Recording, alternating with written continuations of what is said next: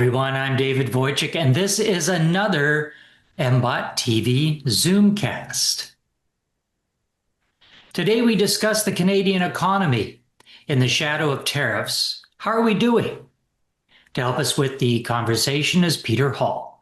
Peter is the CEO of Econosphere Inc., a boutique business strategy advisory firm where he is involved in advising leading Canadian industry associations and corporations, providing insights and promoting international initiatives, and conducting ad hoc project work.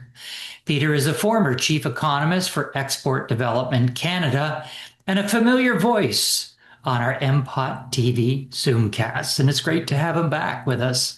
Welcome back, Peter. David, it's great to be back with you again. It almost seems like no time has gone by since we were last discussing things with each other. Although I will say there have been a lot of events in the interim that we need to talk about. But it's great to see you again. It's great to be on the podcast. Peter, let's talk about the what's happening with CUSMA or USMCA and the tariffs and how it's affecting the Canadian economy. Some people have said to me, well, it really hasn't affected the economy because CUSMA, USMCA, it's still in effect. It still covers all the goods that it did before. And the few goods that it doesn't cover are not really that impacted by the tariffs. So what's your opinion? Well, David, first of all, I believe that when I was at EDC, I wasn't very shackled. I was able to talk very freely, and I'm very grateful to the senior leadership there that I was able to do that because that's unusual in a Crown Corporation position.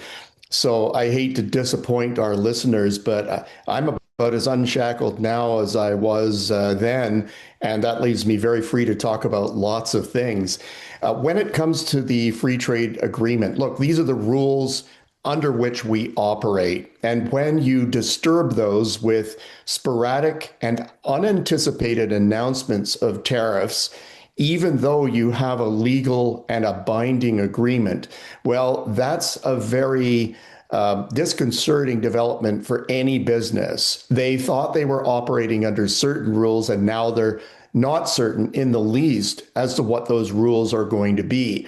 So, regardless of the fact that many are operating under CUSMA, and of course, this created a rush of businesses into qualifying their goods under CUSMA, and most of them are covered by that. So, technically, there has been very little interruption. In the numbers, there has been very little interruption. But what it does for businesses, there are two principal responses to uncertainty, uncertainty of any kind. And CUSMA is just one of the uncertainties in a long list of uncertainties that Canadian and global businesses are dealing with. So what are these two things? Number one, they will not make permanent hiring decisions. They will elect to actually hire more part-time workers if they hire anybody at all. And second of all, they are not going to make big commitments to long-term investments. If they don't know what the rules of engagement are going to be, they are going to put off those long-term investments for as long as they can, no pun intended. And so what we see happening, not just in Canada, but stateside and across in Western Europe and in other parts of the world too, is an attenuation of, a pause in investment, particularly in investment in non-residential structures. People are still investing in machinery and equipment. You got to keep the business going, right? You got to stay attuned with technology. You don't want to fall off the wagon because you're not doing that. But in terms of doing major expansions or a major acquisition or what have you, firms are thinking twice about that right now. That's the effect that uncertainty, particularly intentional uncertainty, actually has on businesses. And when you're a small open economy like Canada, highly trade dependent and highly trade dependent on the United States in particular, boy, you're not sure where to go in terms of those long-term commitments. Peter, there's, of course, a lot of concern about automotive manufacturing moving back to the United States. That's causing a great deal for concern.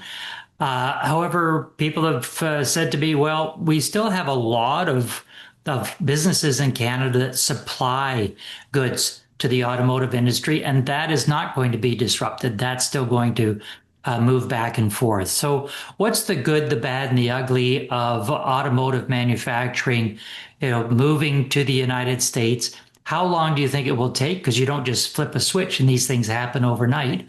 And what's the likelihood of it, or how will it affect Canadian economies?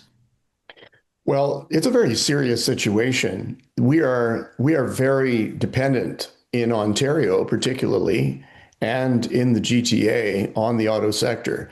It has what economists call externalities that seep into a much larger swath of the economy than just the footprint of the auto sector itself. And so it's critical that we get this right. Now, for those who believe that there is going to be that the plug has been pulled on the drain, really, of this sector, and that it's all going to spill into the United States in the future. Even in spite of the announcements that have been made, the industry itself knows that it does not have the capacity in the United States to move everything there economically.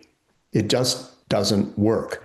So if it were to happen, if all of the external investments that were put in Canada or were put in Mexico or even other parts of the world, all of a sudden all came back to the United States, they don't have enough people to populate those factories, and they can't automate enough to get around that constraint. Secondly, they don't have the industrial capacity, even although there has been, a drop in investment, in non-residential investment, the rate of capacity utilization is still high because the investment has been dropping not because of economic activity, but because of uncertainty. And the US is fundamentally strong. So that rate of capacity utilization remaining high means that there are very few existing facilities that you could just move into. You can't just plug and play. And these take years to create. So if you're not certain that all of this acrimony and the uncertainty, particularly the intentional uncertainty, is going to persist over the long term, then you're not going to make a commitment like that, especially when that commitment is going to price you out of the market. You'd have to have an awfully high tariff wall to make yourself to continue your competitiveness with outside goods. I think the industry in the United States understands that. They are speaking to power in Washington. And what I'm being told is that they are saying, look, we need this arrangement. It doesn't work without it. And so that's cold comfort to those who are making long-term investment decisions. But it is somewhat comforting when you actually see the way this game is playing out. We've just added a third shift in Windsor, and the Charger that is being made there and the minivan that is being made there is still popular, still selling well. And there are other plants as well. That's just the most recent announcement that's been made that are doing well, that are securing a bit of a longer term future for themselves because it just makes sense. Peter, we just have a couple of minutes to go. Prior to CUSMA, USMCA, we had NAFTA. Prior to NAFTA, we had a bilateral trade agreement with the United States. And prior to that, well, we just did business together. If CUSMA disappears, let's say it runs its course until 2036, and then there's no longer an agreement, will Canada still survive? I think the question that needs to be added to that, David, is will America survive? That's the operative question here because clearly Canada is hurt more if there is no CUSMA at some point in time. So the stakes are incredibly high, but the stakes are not small for the United States as well. What is lost on most people in the United States is that their country is perhaps the greatest single beneficiary of globalization. They've leveraged it incredibly well. And in spite of the hollowing out that is a popular message in the United States. They've hardly ever had a persistently low unemployment rate, the like of which we've seen over the last 10 to 15 years, with the exception of, the global financial crisis period and also the pandemic. But ultimately, what happened in both of those cases was that the way that global business actually works at the moment, I believe it was in a great way responsible for lowering that unemployment rate. So I think this is something that both countries need, and that if there is a small period where there is no agreement, there's going to be a great awakening to the benefits that this agreement has had, not just to the Canadian and Mexican economies, but also to the United States economy. And I believe ultimately some form of it will come back. And we are at a time with so many more topics to cover. So, Peter, I know that you're always welcome to come back. We look forward to having you back inside the conversation. This has been an MBOT TV Zoomcast, and my guest has been Peter Hall.